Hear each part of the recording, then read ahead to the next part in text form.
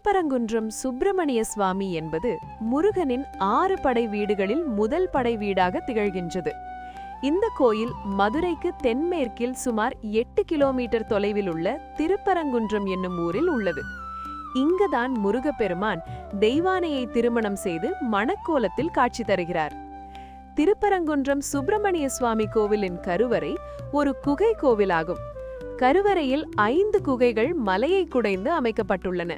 சுப்பிரமணிய சுவாமி சந்நிதி, துர்காதேவி சந்நிதி, கற்பக விநாயகர் சந்நிதி, சத்தியகிரீஸ்வரர் சந்நிதி, பவளக்கனிவாய் பெருமாள் சந்நிதி ஆகிய 5 சந்நிதிகள் இங்கு உள்ளன.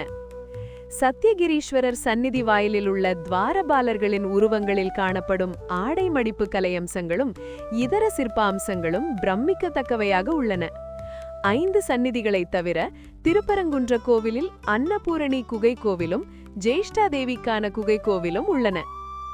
அர்த்த மண்டபத்தில் சத்தியகிரீஸ்வரர் சந்நிதியை அடுத்துள்ள மலைப்பாறையிலும் பவளக்கனிவாய் பெருமாள் சந்நிதியை அடுத்துள்ள பாறையிலும் திருமாலின் அவதாரங்களை குறிக்கும் புடைப்பு சிற்பங்களும் உள்ளன.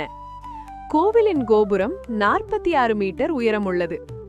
கைலாயத்தில் சிவபெருமான் பார்வதி தேவிக்கு ஓம் எனும் பிரணவ மண்டலத்தின் உட்பொருளை உபதேசிக்கும் போது தன் தாயாரின் மடி மீது முருகப்பெருமான் அமர்ந்திருந்தார். தாய்க்கு தந்தையார் பிரணவ மந்திர உபதேசம் செய்தபோது முருகப்பெருமானும் அவ்வுபதேசத்தை கேட்டார். முருகப்பெருமான் பிரணவ மந்திரத்தினையும் அதன் உட்பொருளையும் பிரம்மதேவனுக்கு உபதேசித்த போதிலும் சிவபெருமானும் முருகப்பெருமானும் ஒருவரேயானாலும் உலக நியதிக்கு ஒட்டாத சாஸ்திரங்கள் ஒப்பாத ஒரு காரியமாக அமைந்துவிட்டபடியால் இக்குற்றத்திற்கு பரிகாரம் தேடி முருகப்பெருமான் திருப்பரங்குன்றத்திற்கு வந்து தவம் செய்தார். இந்நிலையில் சிவபெருமானும் பார்வதி தேவியாரும் தோன்றி முருகப்பெருமானுக்கு அங்கு காட்சி தந்து தவத்தை பாராட்டினார்கள். சிவபெருமான் பார்வதி தேவி இங்கு பரங்கிநாதர் என்றும் ஆவுடை நாயகி என்றும் பெயர் பெற்றார்கள். இவர்கள் காட்சியளித்த திருப்பரங்குன்றத்தில் மீனாட்சி சுந்தரேஸ்வரர் ஆலயம் இருக்கிறது. எனவே திருப்பரங்குன்றம் முருகப்பெருமான் ஆலயத்திற்கு செல்லும் பக்தர்கள் முதலில் மீனாட்சி சுந்தரேஸ்வரர் ஆலயத்திற்கு சென்று வழிபடுதல் நல்லது என்பது ஐதீகமாக கடைபிடிக்கப்படுகிறது. முருகப்பெருமானுக்கு சிவபெருமான் தை மாதத்தில் பூச நட்சத்திரத்தன்று காட்சி தந்தார். எனவே தைப்பூசத்தன்று சிவபெருமானையும் முருக கடவுளையும் வழிபடுகின்றவர்கள் இஷ்ட சித்திகளை பெறுவார்கள் என்று கூறப்படுகிறது. எனவே திருப்பரங்குன்றத்தில் தைப்பூச விழா 10 நாட்கள் சிறப்பாக கொண்டாடப்படுகிறது. முருகப்பெருமான் அவதாரம் செய்ததன் நோக்கமே சூரபத்மனையும் அவனது சேனைகளையும் அழித்து தேவர்களை காப்பதே ஆகும். அவ்வண்ணமே முருகப்பெருமான் அவதாரம் செய்து சூரபத்மனை அழித்து அவனை மயிலும் சேவலுமாக்கி மயிலை வாகனமாகவும் சேவலை கொடியாகவும் ஏற்றுக்கொண்டு அருளினார்.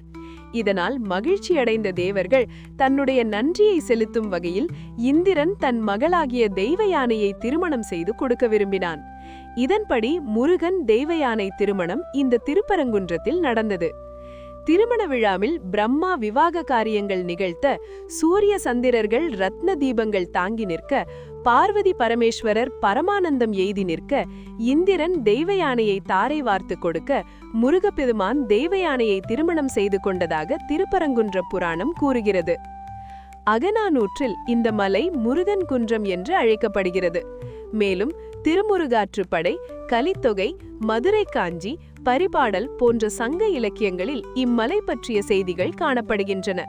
இத்திருத்தலத்திற்கு இலக்கியங்களில் தன்பரங்குன்று, தென்பரங்குன்று, பரங்குன்று, பரங்கிரி, திருப்பரங்கிரி, பரமசினம், சத்தியகிரி, கந்தமாதனம், கந்தமலை என பல்வேறு பெயர்கள் வழங்கப்படுகின்றன. முருகப்பெருமானின் அறுபடை வீட்டு கோயில்களில் இக்கோயில் அளவில் பெரியதாகும். லிங்க வடிவில் இருக்கும் இம்மலையை பற்றி சைவ சமய குரவர்களில் சுந்தரமூர்த்தி நாயனார், திருஞான சம்பந்த பெருமான் ஆகியோர் இவ்வூருக்கு வந்து ஆலய வழிபாடு செய்து பதிகங்கள் பல பாடியுள்ளனர். சங்ககால புலவரான நக்கீரர் இத்தலத்து முருகப்பெருமானை வழிபட்டு தனது குறைகளை நீக்கிக் கொண்ட திருத்தலம்.